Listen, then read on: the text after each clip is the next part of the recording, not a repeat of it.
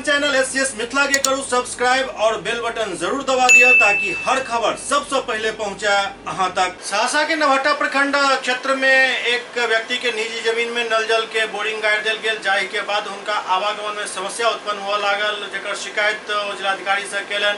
निर्देश दे के बावजूद उनका न्याय अखन तक नहीं मिल पाबि रहल अछि। सहरसा जिला के नवहट्टा प्रखंड क्षेत्र के मोहम्मद ईसा सीओ के आवेदन द क आरोप लगौने रहे जे उनका निजी जमीन में नल जल के बोरिंग गाड़ दिल गेल, जाहिसँ हुनकर आवागमन बाधित भ गेलन। एकर शिकायत ओ डीएम से सेहो केलन।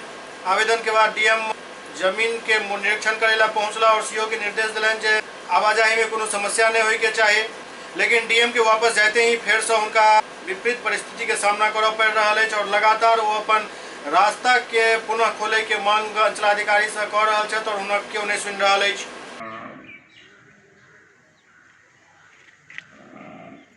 क्या मामला है? नवहट्टा ब्लॉक में आप क्यों आए हैं? सर मेरे बर्दाश्त ही नहीं होता हमको।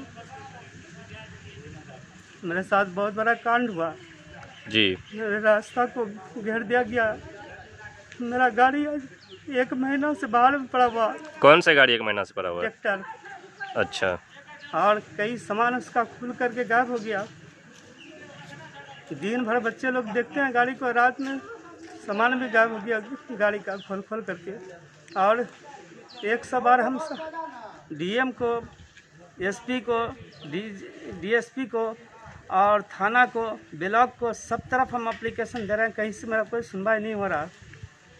जिस तरह से सुनने में आ रहा है कि डीएम साहब आपके घर पे गए थे, तो वहाँ क्या हुआ फिर? जी उसके सर, बाद डीएम साहब जो हम एप्लीकेशन दिए थे बिल्कुल सच पाए और डीएम साहब वो लोग को डांट डपट करके आए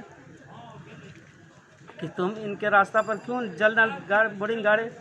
अगर ठीक है यहाँ गाड़ दी हो तो आप ये साइड से इनका गाड़ी आएगा जाएगा, ये रास्ता को घेरोगे नहीं। अगर तुम ये रास्ता को घेरोगे तो फिर हम तुम्हारा चमड़ी उधेड़ देंगे।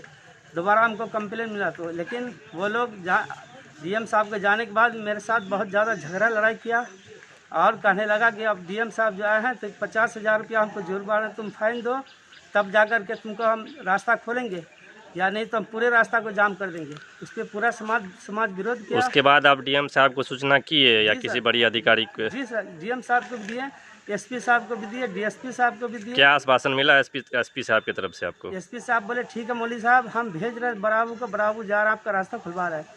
लेकिन आज सर 1 महीना हो गया गाड़ी बाहर में पड़ा हुआ है और बार बार हम दे रहे हैं, मेरा कहीं कोई सुनवाई नहीं हो रहा। डीएम साहब को भी दिया तो डीएम साहब भी कह रहे हैं कि ठीक है हम देख रहे हैं इस केस को, अब मत घबराइए मौली साहब। अभी ब्लॉक में आप क्या करने आए हैं?